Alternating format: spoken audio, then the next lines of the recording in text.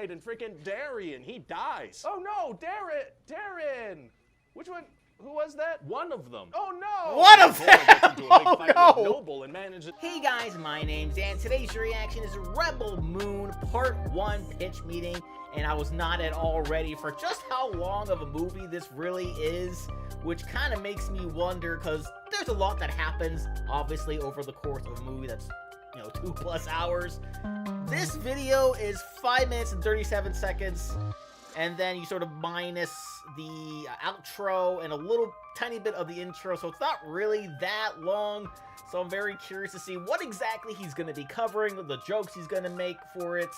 And then after all that, I will give my overall opinion on this at the very end of this video. And just like him, I'll try to keep it as brief as possible. But before we get into it though, please do check all those links I have for you down in the description below. More specifically, the pitch meeting link and Ryan George's link as well. They're both great ways to support him. And a great easy way to support me is to go right below this video. Click all those buttons down there, because I'm going to let you see future reactions that I do, but also my channel to grow. Without any further ado, let's go.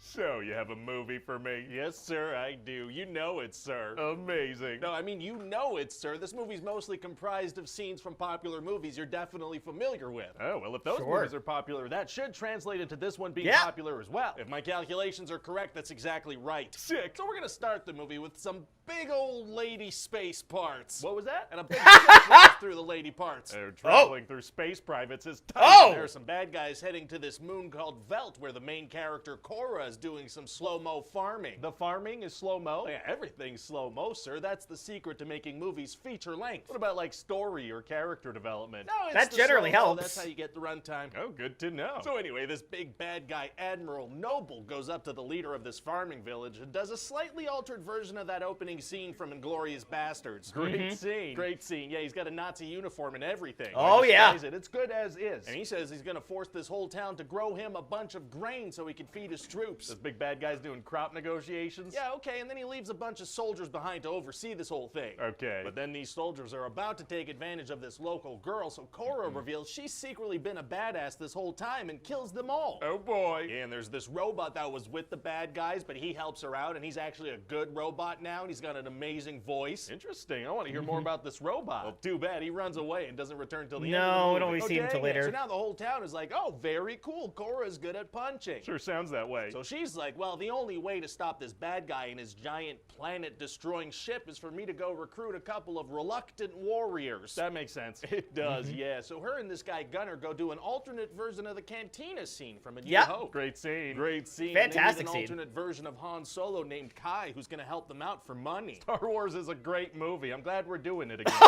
God, no! Well, this guy takes them on an alternate Millennium Falcon to go recruit their first warrior dude, Tarek. Oh, yeah? Yeah, but he's currently a slave, so the slave owner is like, I tell you what, if he can tame this wild beast, you can have him, but if he can't, I get to keep you as slaves. Why would they agree to that? So they agree to that. Oh, my God. Yeah, because see, they were told that this guy is a beast tamer, so they, risk everything on that. Well, okay then. So then this guy's gonna do an alternate version of that hippogriff scene from Harry Potter. Great scene. Great scene. Great and then scene. Buffy kills the slave owner and they take off. Very exciting. So on the next planet, they meet this other warrior, Nemesis, who has an alternate version of lightsabers. Great weapon. Yeah, Great fantastic so then weapon. She kills this big spider lady, and they all take off to the next planet. Wait, did they even ask her to join? I mean, probably off screen or something. I don't know. All right. So then they go recruit Just the next checking the person. script. So just to be sure, this is like a montage you're describing, right? Oh, no. Nope, This not a is- montage. This is the movie. You sure? Because this just sounds like that one scene in every heist movie where they, like, get the team together. Yeah, but with slow motion, we will meet our runtime target. Okay. So they go see this General Titus guy who is dirty, but then showers and joins them. So is it going to be, like, fun banter between all the members of this growing team? No. Oh. Yeah, no, once you're on the team, you stand quietly in the background as others are recruited. Gotcha. So next they go recruit this guy, Darien Bloodaxe, and he has a sister, and they both run a rebellion or something. So he joins? He joins, and he brings a couple of people with him, and now it's time for the final fight. Wait, do we, like, learn stuff about people? Oh, yeah, we'll see at a certain point, Cora's gonna tell her entire story to Gunner. See, it turns out she was, like, raised by the space Nazis, and she was one of their top people, but now she's good. She's not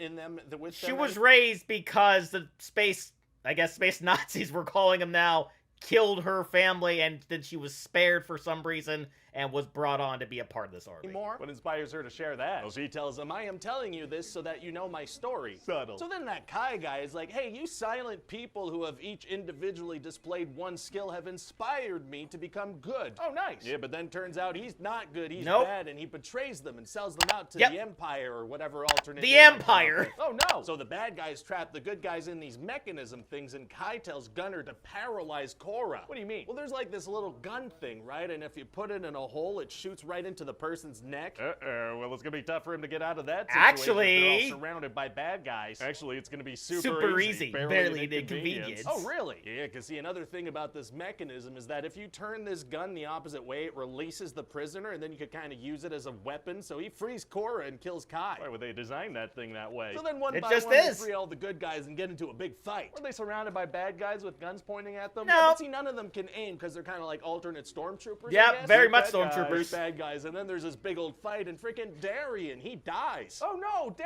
Darren. Which one? Who was that? One of them. Oh, no. One of Korra them! gets into a big Oh, fight no! with Noble and manages to kill him. Well, good for her. Except the bad guys bring him back to life, so he's gonna be back for part 2. Don't you worry about that. That's a good cliffhanger. Are they going to be able to defeat this guy they've killed once already? So then all the good guys go back to that moon, and that robot has antlers now. Cool. And so that's it for part 1. What do you think? Well, it sounds like some content for sure. I just wonder if there's a way to capitalize on this a bit more. Well, this is gonna be Zack Snyder, and you know what his fans like. Snyder cuts. Yeah, let's Snyder purposefully release a cuts! non-Snyder cut first. Very sneaky. I love it. Let's hack this version to bits. Yep, a full hour length. Zack Snyder and how different his R-rated movie. Well, I guess we're gonna get the Snyder cut for here. And maybe it'll do what it did for the Justice League movie, even though it turned it into a 4-hour movie. Oh, it's such a long movie. Anyway, as far as this is concerned, I kind of understand that a lot of people did not like this movie, particularly for those tropes. They didn't think it was well acted and all these other things.